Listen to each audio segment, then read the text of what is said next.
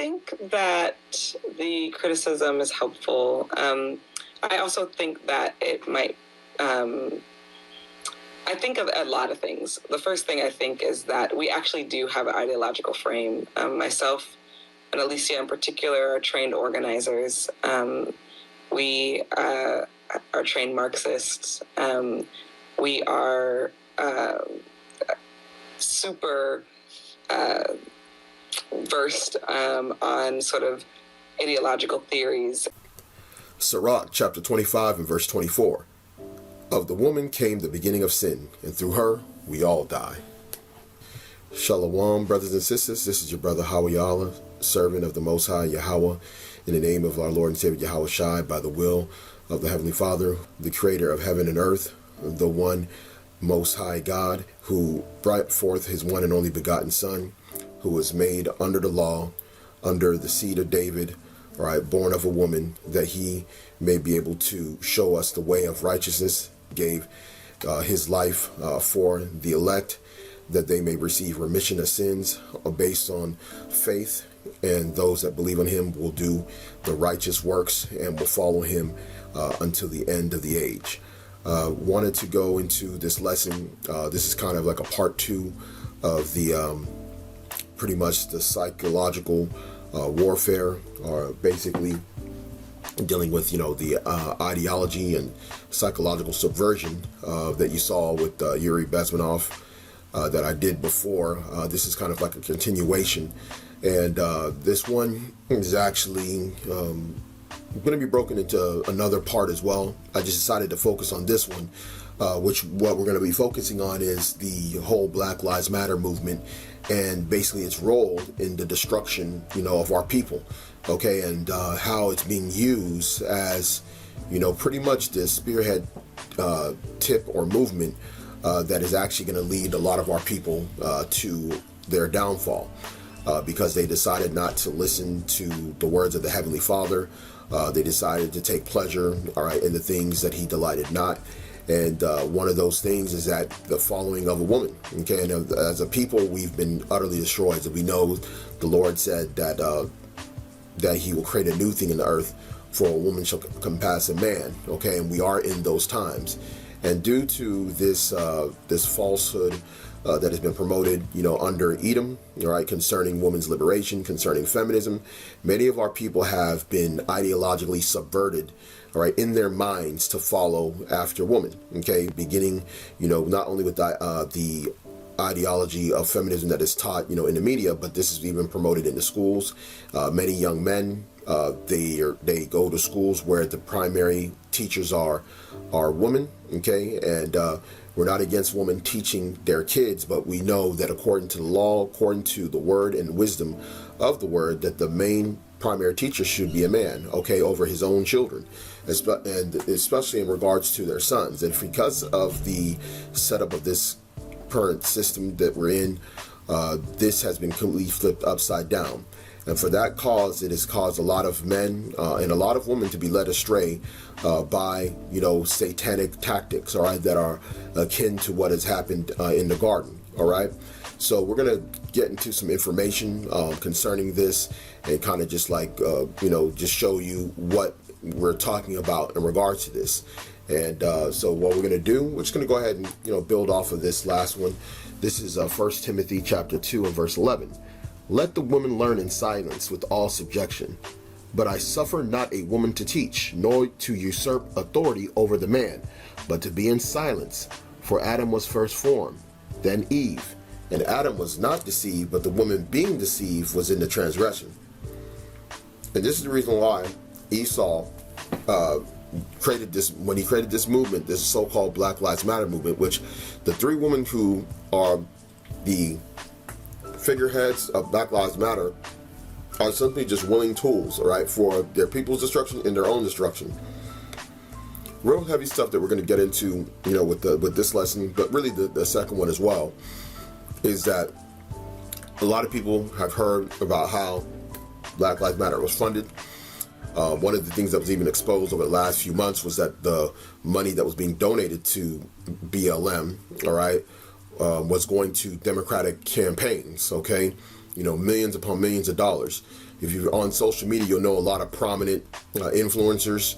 Not only famous people that are famous for, maybe their musical talent or acting, but you also got what's called social media influencers, which is a very, new thing in these times. And that's something I'll kind of slightly get into in this particular thing as well, who are also making people to support this movement, putting the hashtags, going out there. Almost all these people that have blue checks, if you are on Instagram, they go out to these protests. They put the pictures up with them wearing BLM shirts, putting up their fist, all these things that they're doing. And then they put the link and they say, donate here. All these people are in on this particular, movement. And the thing about it is that they don't understand the end game of this. They think that they're either doing a good cause or they're doing it to make a name for themselves by showing themselves that they are down with the agenda. And that's how a lot of these people feel like if they show that they're willing to participate in these things, that they can keep their trinkets, all right, that they can keep their Judas purse that they got to betray their own people, not understanding the end of it. And that's why a lot of these people are going to get caught up in what is to come, not knowing that they were actually going in this direction. And many people are doing this in part because of the energy, all right, and the exaltation, all right, of the woman, of the female principle. Okay, now if it doesn't apply, let it fly. If you're a sister that's listening to this and you are a righteous sister and have understanding, you will know that the proper order that the Most High set up. And the thing about it is your oppressor has basically put forth someone in the stead of man as a leader, and the only area and direction that a woman that is not subject unto a man, especially a man of understanding of the scriptures, can go to is to follow, after the ways of the serpent, okay, which we'll go into briefly. All right. So we know, as the scripture says, that Adam was not deceived, but the woman being deceived was in the transgression. And that's what's leading to this is an old school tactic, all right, that the elites understood would work against, the masses. And they've socially engineered this to the point where it has become an acceptable thing. All right, so we're going to go into Genesis chapter 3, go and start at verse 1. Now the serpent was more subtle than any beast of the field, which Yahweh had made. And he said unto the woman, Yea, hath God said, Ye shall not eat of every tree of the garden? And the woman said unto the serpent, We may eat of the fruit of the trees of the garden, but of the fruit of the tree which is in the midst of the garden, God hath said, Ye shall not eat of it, neither shall ye touch it, lest ye die. And the serpent said unto the woman, Ye shall not surely die, for God doth know that in the day ye eat thereof, then your eyes shall be open, and ye shall be as gods, knowing good and evil. And when the woman saw that the tree was good for food, and that it was pleasant to the eyes, and the tree to be desired to be made one wise, she took of the fruit thereof, and did eat, and gave also unto her husband with her, and he did eat. Okay, so this is basically how it happened. Now this is a dark saying. This is a parabolic saying. This particular event in the garden. The fruit is really the philosophies. Okay, I've done lessons in the past going into the tree of knowledge. All right, that Esau has, where he has all these branches and and the knowledge, and basically the branches of course leads to fruit, different areas of understanding. And this is basically a segment of the understanding of the world, all right, and which can be used to manipulate and control the masses. It really leads to idolatry. And one of those fruits, all right, that women have taken a hold on is this feminism, okay, which is what the serpent was also tempting Eve with, okay, because what did the serpent say? That you shall be as gods, knowing good and evil. And what it is, a lot of these women that are in these movements, especially the three, the one that you saw earlier, Patrice Cullors, all right, she believes that she knows good and evil, okay? Her and her other two friends, the quote-unquote figureheads of the Black Lives Matter movement. Now, we know that the orchestration of all this and the implementation at this level and the reach that this particular organization has got is not because necessarily these women. It's because of the funding behind it and who's pushing and pushing the buttons and who's pulling the strings at the end of the day. All right, but one of these things that they brought forth was what she talked about earlier, was about Marxism, okay? saying that she is a well-trained Marxist. Her and another girl, I believe she said Alicia, that they're well-trained Marxists. Okay, now, if they understood the end game of Marxism, they wouldn't even be in that.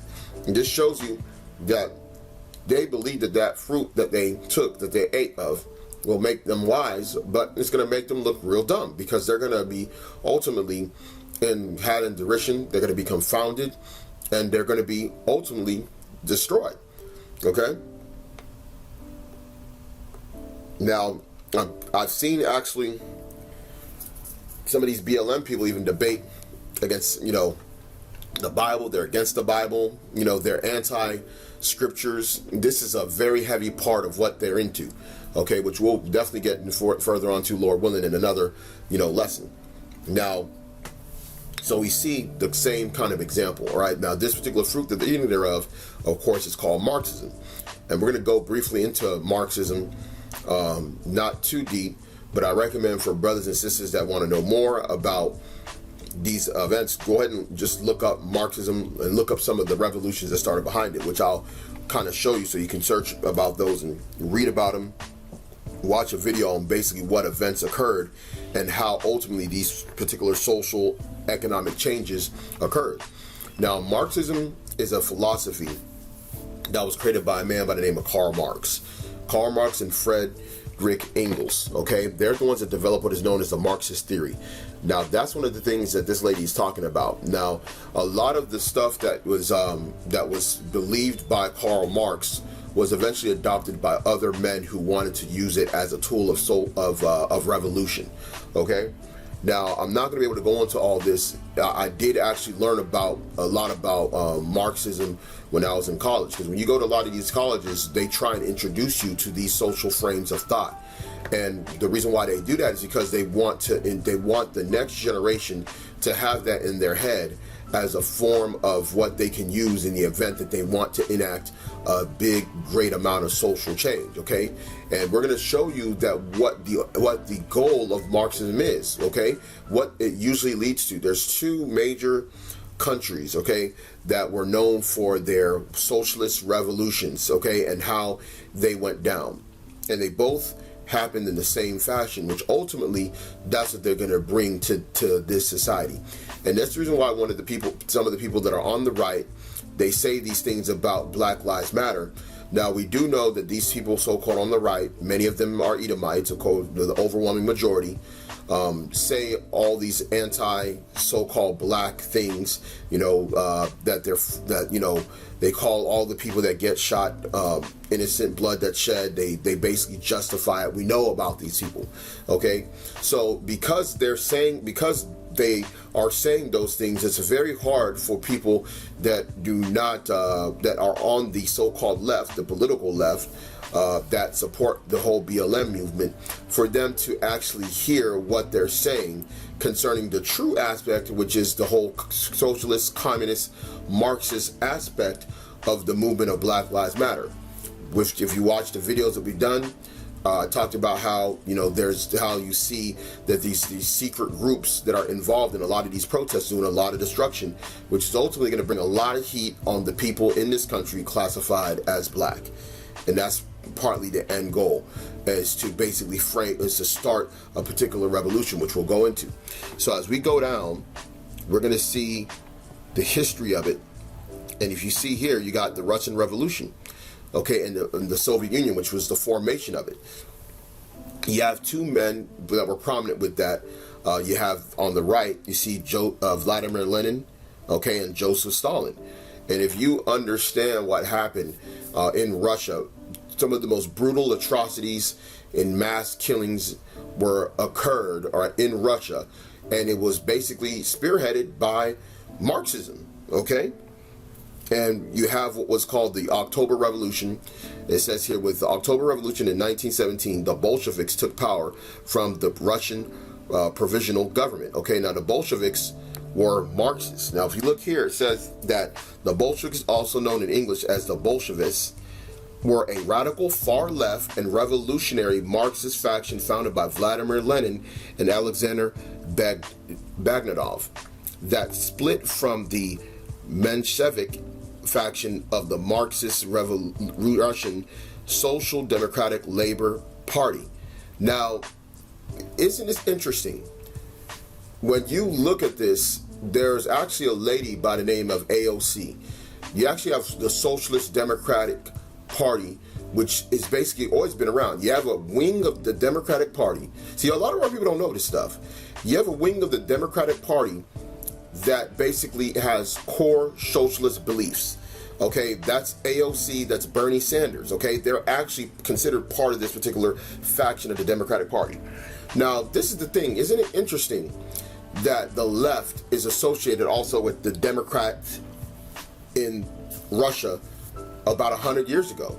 You see, a lot of these things that are occurring, they've actually already socially engineered and done before, and they've perfected these things. They've seen how well it works, and that's the reason why they're able to bring about these revolutions this way.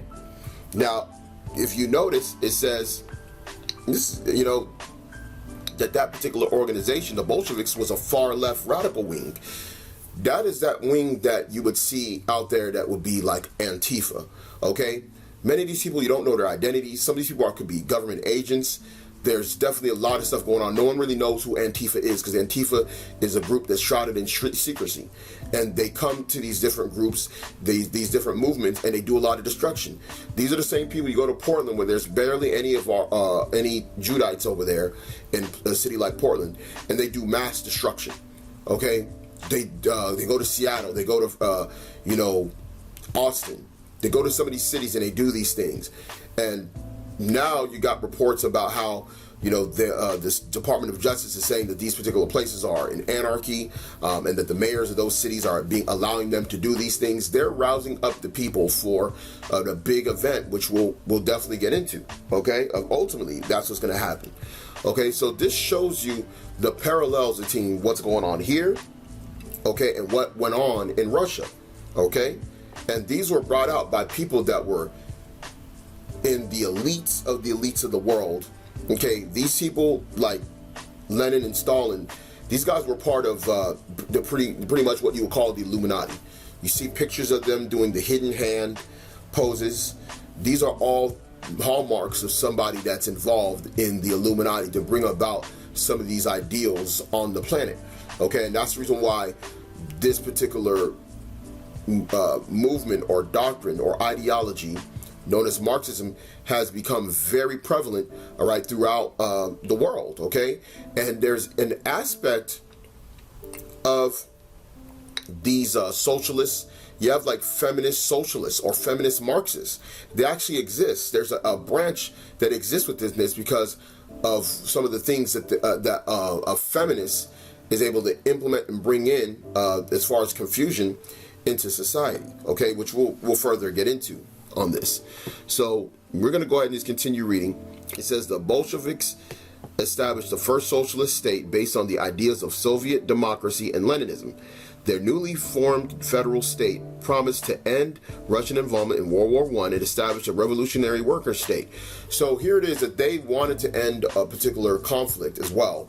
But this particular group also led a conflict. Okay, a great conflict, okay, and a lot of death.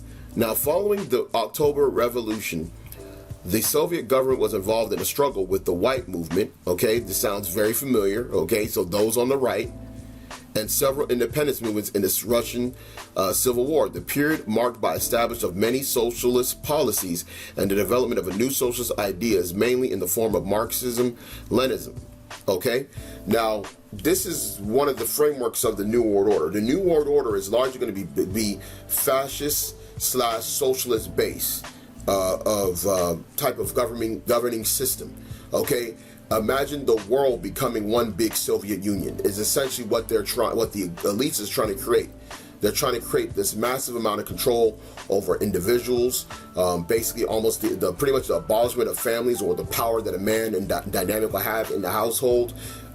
These are some of the things that they're looking to do to completely eradicate any forms of, righteous growth, all right, amongst man and amongst his family and amongst any community. All those things are expected to be stunted, all right, in the New World Order.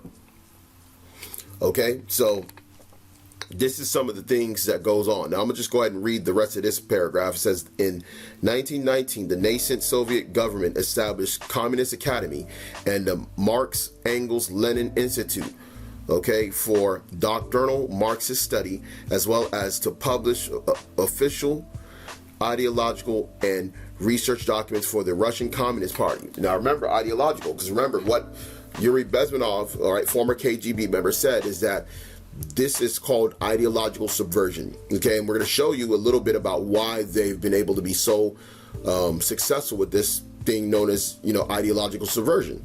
This is a tactic, a brainwashing tactic that is used, all right, against the people to formulate and give them an agenda, all right, that they will follow many times even unto their own demise, all right.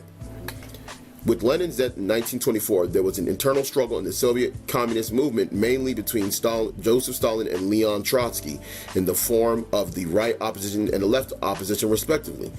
These struggles were based on both sides' different interpretations of Marxist and Leninist theory based on the situation of the Soviet Union at the time. Okay? Now, if you go into these conflicts, the Russian Civil War, the revolution, right, you're going to see that there was a lot of mass death. Okay, Stalin killed a lot of people. I mean, it's literally like reading a horror story, what was going on at that time. And this is what they want to bring to Babylon, okay? Now, the second one that was very popular was the Chinese Revolution, okay? So when you go into the Chinese Revolution, it says at the end of the Second Sino-Japanese War, more widely, World War II, the Chinese Communist Revolution took place within the context of the Chinese Civil War.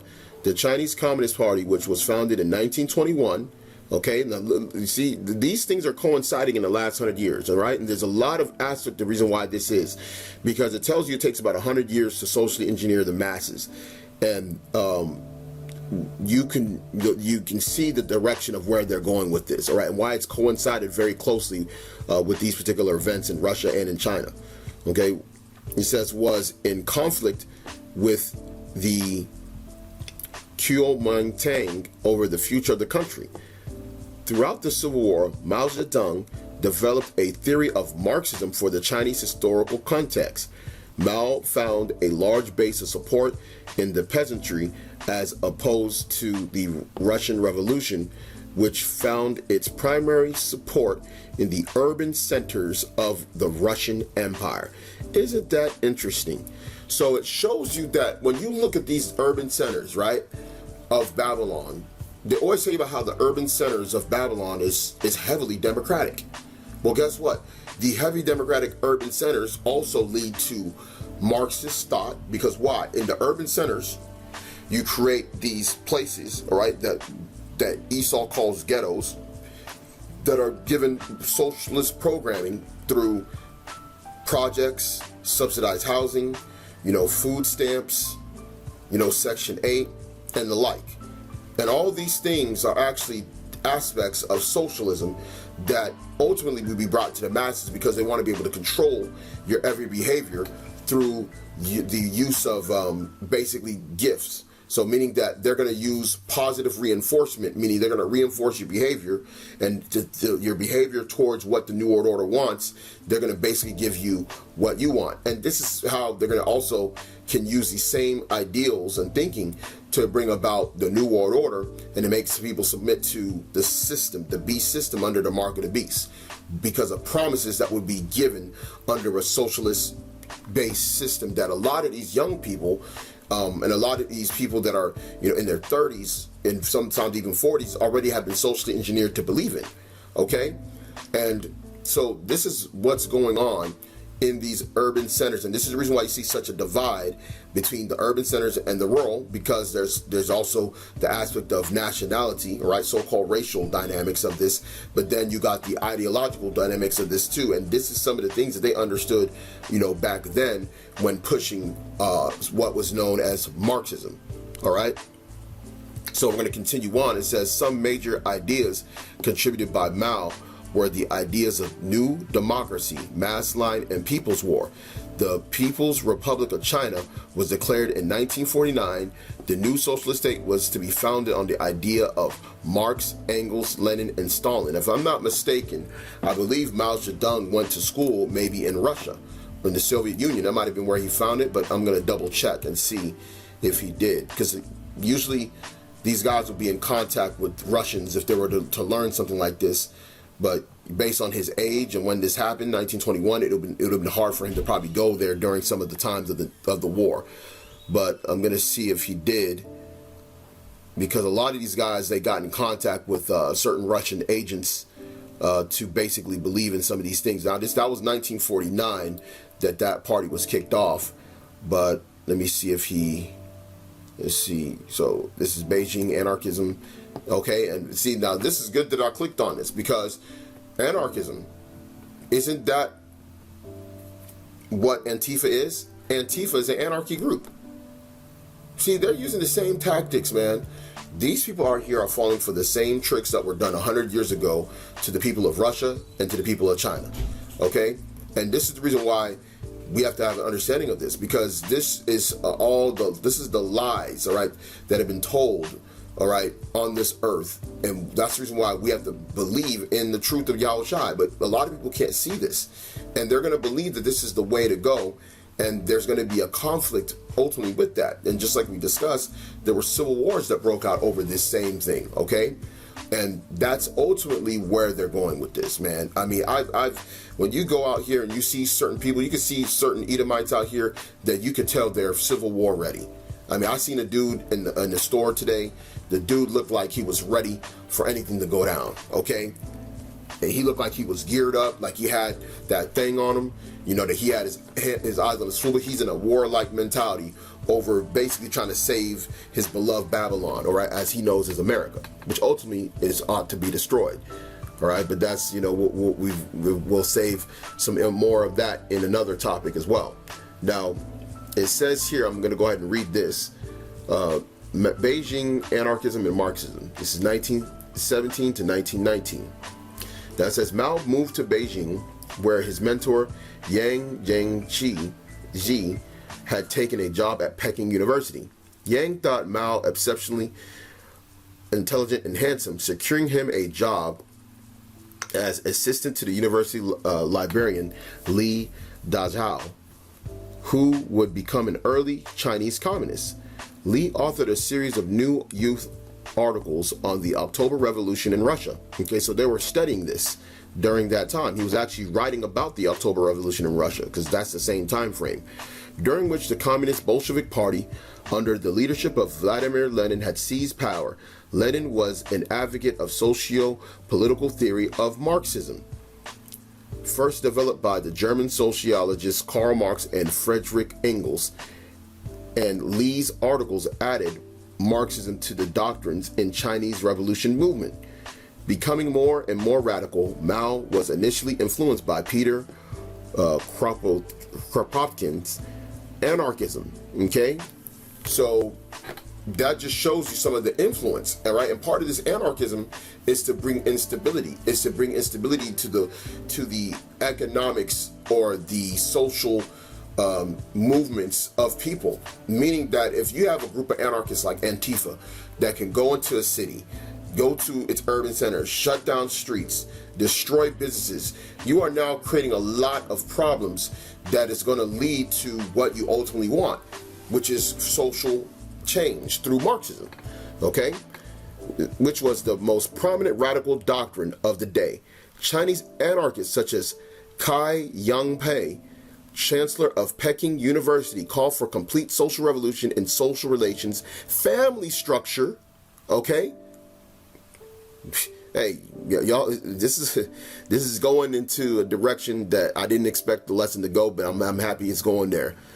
Family structure and women's equality, rather than simple change in the form of government called for by earlier revolutionaries. He joined Li's study group and developed rapidly toward Marxism during the winter of 1919. Okay, now 1919, winter of 1919, that's when that, you know, that bird flew, all right, as you know, came through, right? 100 years later, so to speak. Paid a low wage, Mao lived in a cramped room with 7 other Hunanese students, but believed that Beijing's beauty offered vivid and living compensation. At the university, Mao was snubbed by other students due to his rural Hunanese accent and lowly position. He joined the university's philosophy and journalism societies and attended lectures and seminars by the likes of Chen Zhuxiu, Hu Shi, and Quan Xiantong. Mao's time in Beijing ended in the spring of 1919 when he traveled to Shanghai with friends who were preparing to leave for France. He did not return to Shaoshan, where his mother was terminally ill. She died in October 1919, and her husband died in January 1920. Okay, so I don't want to go into the guy's life, but ultimately we learned a lot more information about how this occurred with China. But in addition to the thought and philosophy of anarchism, which was to bring about revolution in social relations, okay, what's part of the social relations? What do they talk about all the time? LGBT, okay, so-called race and ethnic relations. Another one, well, is family structure, which we'll definitely get into, and women's equality, which we'll definitely get into as well. Some of these key points are things that you're going to see later on in these lessons. It's proving again that there's nothing new under the sun. So now we're going to go ahead and move on. Why is there this particular fast-paced approach? Why is it that all of a sudden, here it is, these last few months, it's just been freaking going crazy, right? Ever since, what did they use? They used the death of George Floyd to go back and push and press heavily. And they've used other people's deaths. Ahmaud Arbery, right now they're pushing hard on Breonna Taylor. They're using these different people, okay? They're using them in other ways as well, which I'll bring up. And they're using these names and these events and incidences that occurred to use that to push forth who? Who's the one who's going to get emotionally drawn into this first? Jake. Are people going to be the ones getting drawn into this because they have no understanding, and they're going to throw these women out there and they're going to be leading the charge? I've seen women literally lead a group of young men at the front of these marches, man. I seen a video where some guys from Sakari, Dallas, ran into one of these groups of protesters, and it was a woman leading a whole bunch of young men, okay? Which is something that when you see this, you know as a believer that that's an unnatural thing. But to our people, they've already been ideologically subverted, right, into an anarchist, Marxist, socialist state of mind, that they cannot see that because that has become normal to them. Because many of these people are what you know as Generation Z, all right? You do have the millennials, you do have Generation X, but ultimately just ending with Generation Z, or like some people say in other parts of the world, Z, all right? So when we go into this, it tells you that Generation Z, or Gen Z for short, are the democratic cohort succeeding millennials and preceding Generation Alpha, okay? So they are before Generation Alpha. Now, what's Generation Alpha? Generation Alpha is a generation of kids, really, that are going to be they're going to be fully involved or fully indoctrinated in the New World Order. Okay, these are the kids that are going to be separated from families. Okay, they're going to be put into these schools. All right, after their parents are killed off. They're going to be used for the pleasure of, the elites, okay? Some of these people are going to be used to basically continue on the New World Order society, okay? And that is the first fruit, so to speak, of the New World Order. That is how the elites look at these particular kids, all right? The Generation Z is going to be the changers, the ones that have the energy to go to battle, to war, to fight for what they believe is right, which they've already been subverted in their minds to believe in the New World Order. And then you got Generation Alpha, which is ultimately going to be the generation that is going to be like their first fruits, right, for the elites to formulate after they destroy everything and they get into the rebuilding phase. They will be the ones that will be the first generation that would benefit fully from a new world order based system.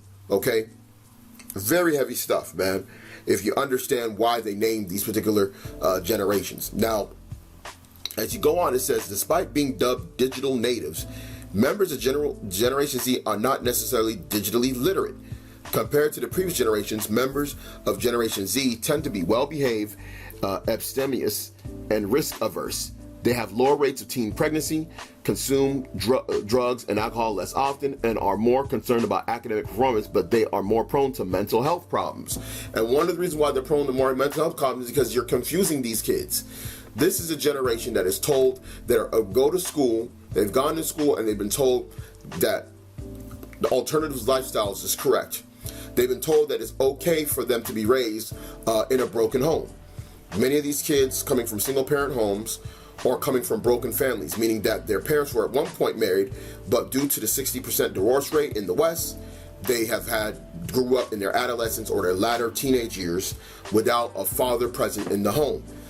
And now this is affecting their self-esteem. It's also affecting their self-image.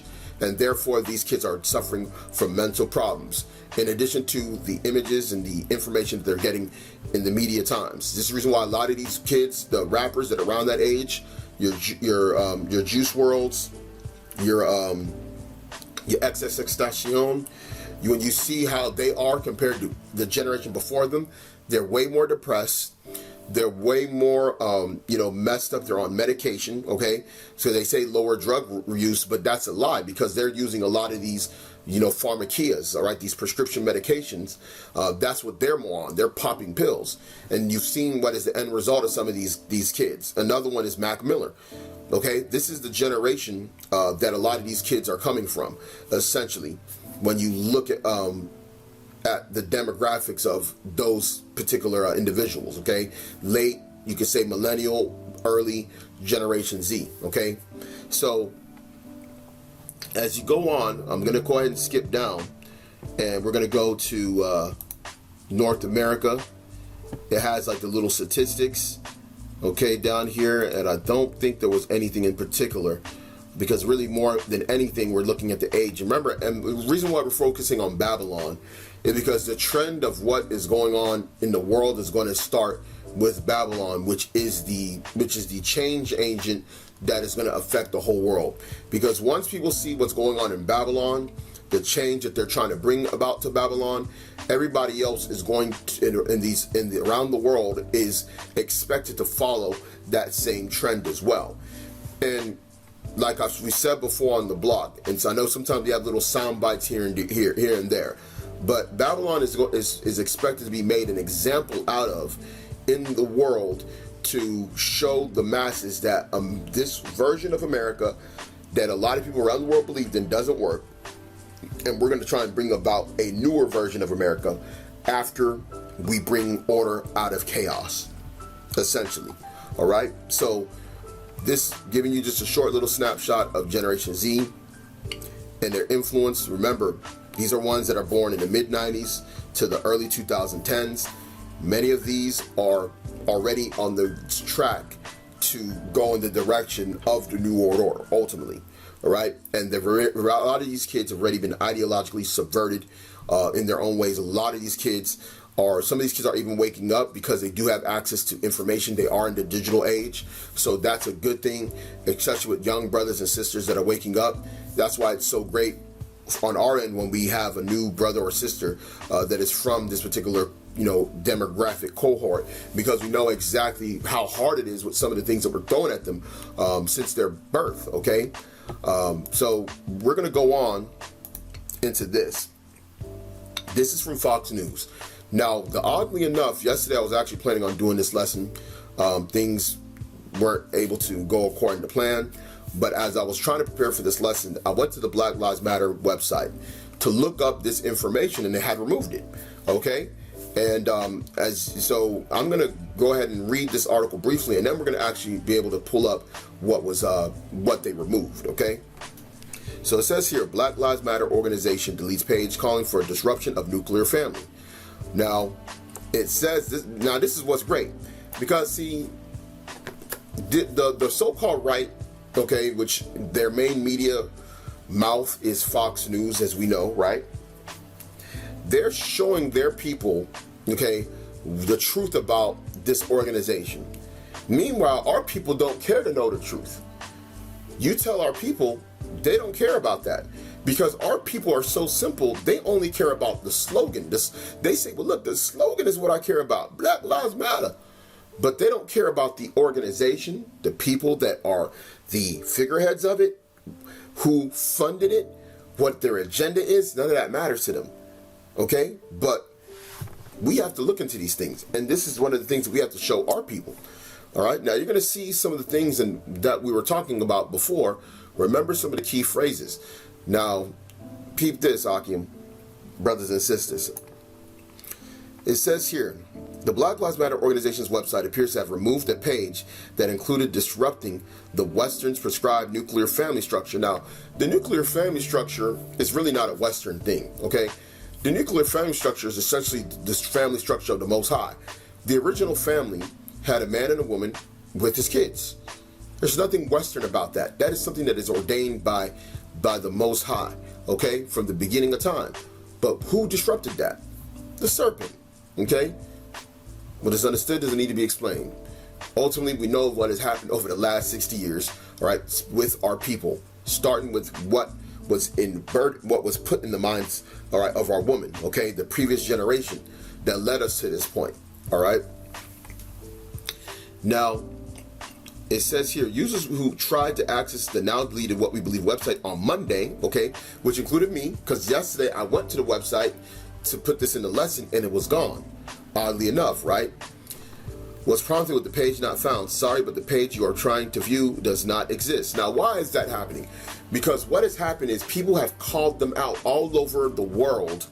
I've seen news stories from freaking Australia calling out this aspect of Black Lives Matter, meaning what is their agenda? What is some of the things that they believe in? Okay, and we're going to be able to still read it anyway because it's can be found. It says users tried to access the now deleted page. Now you can access it there. Okay, this one right here, this is the page of What We Believe, but you're going to see what they did, and I already clicked on it as well, and we will be going over it, so brothers and sisters will have an actual video image of this. So you got these people doing the black fist, standing up, Black Lives Matter, stop the violence, the black fist again.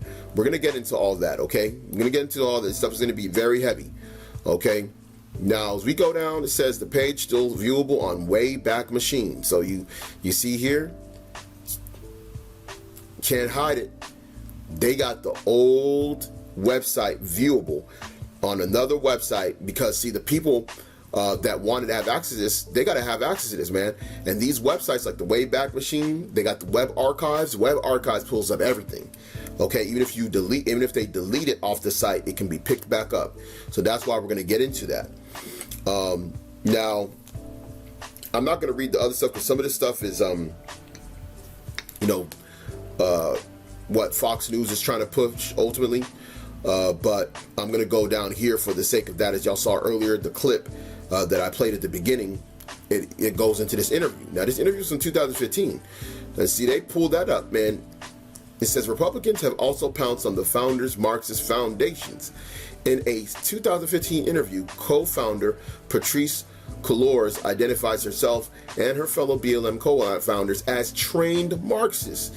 Okay, so trained Marxists, meaning on the level of Mao Zedong, okay, of Stalin, okay? That's what it's talking about. Those same characters and events that occurred where tens of millions of people were killed, all right, in these revolutions, all right, any people that stood up against these were crushed. Yes, those type of people. I actually do think we have an ideological frame, so which is the subversion. We are trained Marxists, okay? So this is the ideological subversion, all right? The fruit from the garden, the tree of knowledge of good and evil, right? That the woman took, right, and fed all right, to everybody else, and everybody else follows it, and we know the end game with it, they perish. Now, you go ahead and go to the Black Lives Matter. This is web archive. You can also see it. Click on the link from the same article. Go there, and it'll take you to what's known as this said there, the Wayback Machine. It'll bring you right here. Now, if you go to their website, their current website, it is not there. Okay, so now what we're going to do is we're going to go down. We're going to show you some of the things that they're saying. Okay, now mind you, this is stuff that's formulated really by Edomites. Okay, they've taught these women to push and believe in these things, and many of our people have no problem with it. So we're going to say we're going to just use what they're saying, right? In recent years, since we've committed to struggling together and imagining and creating a world free of anti-blackness, where every black person has the social, economic, and political power to thrive. They're saying that Marxist is the way for you to get out of this, because if you can remove class, if you can remove race, and you can create a socialist world, things will be better for every so-called black person, and they won't have to experience an anti-black world, which really means an anti-Judite world, okay?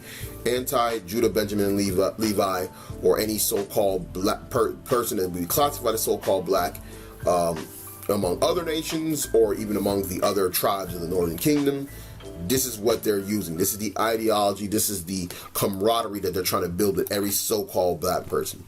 Now, let's go ahead and see what kind of changes that they want to bring. Okay, how are they going to do this? Now, we're going to go ahead and go down,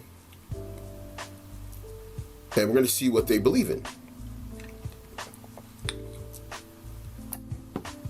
Okay, they say we are unapologetically black, so they're ultra black like Nas. Right? Black is not a freaking true nationality or race. It is a social construct class that was made and created to create great division on this planet through its invoking, okay?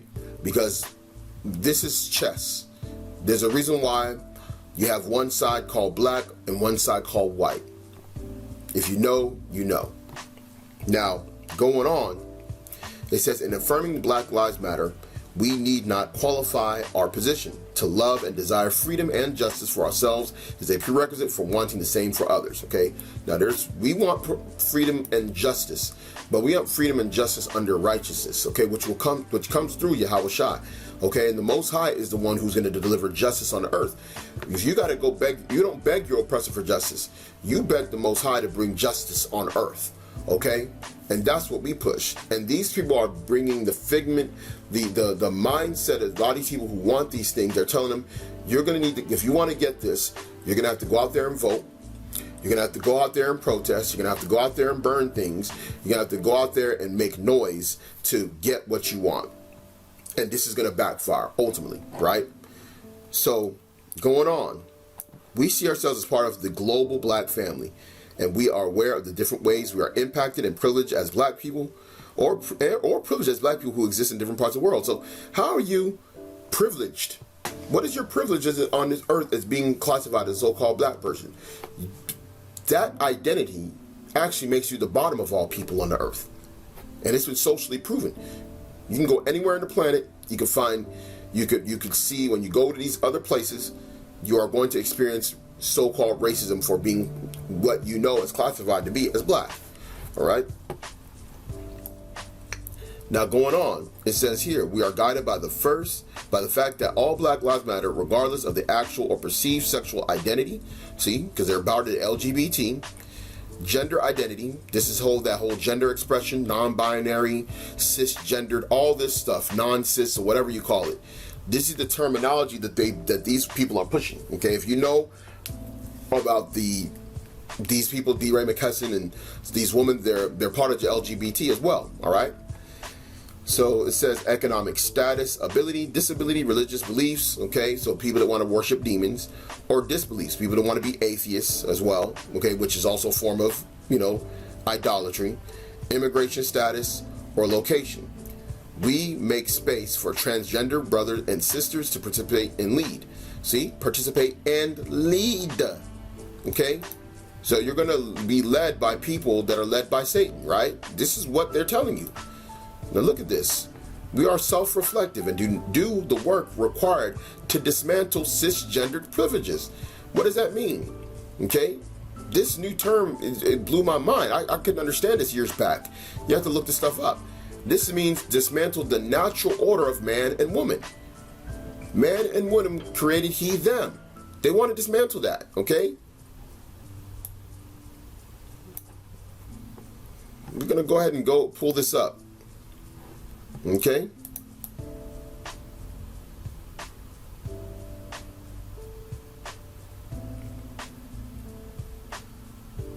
This is what they want to break up, okay? The natural order. No, here it is. Therefore shall a man leave his father and his mother and shall cleave unto his wife, and they shall become one flesh. They want the father, mother, man, and his wife. Okay? They want to disrupt that order. Like it says in the scriptures, male and female created he, them. They don't want that. They don't want the natural male and female. They want confusion. Okay? They basically want Luciferianism, Satanism. They want basically everybody to be walking Baphomets, okay? Have no particular gender. And they're saying that if you are sticking with one particular gender, that is a privilege. Okay? Meaning that you not changing into another gender, all right, is something that you're not doing the right thing if you're staying in your gender that you were born in, right? And uplift black trans folk, especially black trans women who continue to be disproportionately impacted by trans antagonistic violence. So where's the Black Lives Matter thing? This is all community destruction, okay? This is all binding everybody to Satanism. We build a space that affirms black women and is free from sexism, misogyny, and environments in which men are centered. See, this still even talked about the so-called heterosexual, so-called black male, right? This is going back again to feminism, all right? This goes into what we read before on Majel Tung's page, dealing with what was called women's rights, okay? Which dealing with feminism. We practice empathy and we engage in camaraderies with the intent to learn about and connect with their context. Now, this is where the meat and potatoes gets into play. We make our spaces family friendly and enable parents to fully participate with their children, except for straight so-called black men, because we know these women are against the so-called black man being the head of his house, okay? And they're going to say it right here. We dismantle the patriarchal practice that it requires mother to work double shifts so that they can be mother in private, even as they participate in public justice work. So basically, they're still they're against the patriarchal practice, but they want women to be able to work and then participate in social justice work. It's all crazy babble, okay? They really want to destroy patriarchy. They're against patriarchy, okay? They're against that. It says here, like I said in the article on Fox, we disrupt the Western prescribed nuclear family structure requirement by supporting each other as extended family and villages that collectively care for one another, especially our children, to the degrees that mothers, parents, and children are comfortable. Where's the fathers in here? The word fathers made obsolete. Why? Because when they say mothers and parents, they mean LGBT parents. That's what they mean. That's the world that they're talking about. Okay? And there's actually a show, I forgot what channel it's on, that goes into the future and it deals with these weirdo family community setup, all right, in a future system where kids are taken and educated by strangers, essentially. Real crazy stuff. It says we foster a queer affirming network.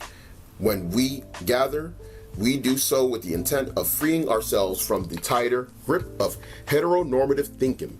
So heteronormative means what we just read in Genesis, right? A mother and father, right? A man and his wife, a husband and wife. That is heteronormative. They're trying to get rid of that thinking. Or rather, the belief that all the world are heterosexual, unless he, she, or they disclose otherwise. So they don't want a place where things are normal, bro. This is pure Satanism, and this is what this woman, these collective group of women that are in Black Lives Matter, George Soros, the people that have their hands in this, the media that is promoting this, the celebrities, the social influencers, and a lot of you confused Babylonians and Westerners all over the world that have drank of the cup of the wine, of that golden cup that was in the Babylon's hands that you drank of. This is what they're trying to do. And many people are so disagreeable in these times. They are so bent under this particular frame of thought. They've been completely ideologically subverted. Even if you show these people, like Yuri Bezmenov said, they will not be able to see it, and they will not notice it until what? A boot is up their rear. Then they will realize that they've made a mistake. All right? So we're going to stop with this particular part right here and go on to 2 Thessalonians chapter 2 and verse 7. For the mystery of iniquity doth already work. Only he who now letteth will let, until he be taken out of the way.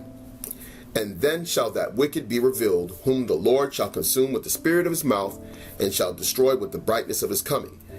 Even him whose coming is after the working of Satan, with all power and signs and lying wonders, and with all deceivableness of unrighteousness in them that perish, because they receive not the love of the truth, that they might be saved. And for this cause Yahweh shall send them strong delusion, that they should believe a lie. Among those lies is socialist Marxism, which is being pushed on the people, the lies for freedom, the cries for equality, which does not exist. That is among the strong delusions that they're believing. Verse 12, that they all might be damned who believe not the truth, but had pleasure in unrighteousness. And all that stuff we read is unrighteousness. And there's even more wicked stuff that this organization supports. And their figureheads, right, the women that were propped up, right, by, the henchmen of, the global elite that have put them in the forefront and have now put this energy out here that is basically causing a lot of friction, a lot of problems all around the country and in different parts of the world as well. So ultimately, what's going to happen with women like Patrice Cullors and those that are like her, that are leading our people unto death and destruction, they're going to go out the way like Jezebel did. We're going to go ahead to 2 Kings chapter 9 and verse 31. And as Jehu entered in at the gate, she said, had Zimri peace? Who slew his master? And he lifted up his face to the window and said, who is on my side? Who? And there looked out to him 2 or 3 eunuchs. And he said, throw her down. So they threw her down, and some of her blood was sprinkled on the wall and on the horses, and he trode her underfoot. And when he was come in, he did eat and drink, and said, go, see now this cursed woman, and bury her, for she is a king's daughter. And they went to bury her, but they found no more of her than the skull, and the feet, and the palms of her hands. Wherefore they came again and told him, and he said, this is the word of Yahweh, which he had spake by the servant Elijah the Tishbite, saying, in the portion of Jezreel shall dogs eat the flesh of Jezebel, and the carcass of Jezebel shall be as dung upon the face of the field in the portion of Jezreel, so that they shall not say, this is Jezebel. So hopefully this is edifying. And again, I want to give all praises and glory to Yahweh Ba'al Yahawashi. Peace, mercy, and blessings to the hopeful elect scattered throughout the 4 corners of the earth who are waiting on the second coming of our Lord and Savior Yahawashi HaMashiach. Shalom. And yet these people who've been programmed and, as you say, in place, and who are favorable to an opening with the Soviet concept, these are the very people who would be marked for extermination in this country? Most of them, yes. Simply because the psychological shock when they will see in future what the beautiful society of equality and social justice means in practice, obviously they will revolt. They will be very unhappy, frustrated people. And the Marxist-Leninist regime does not tolerate these people.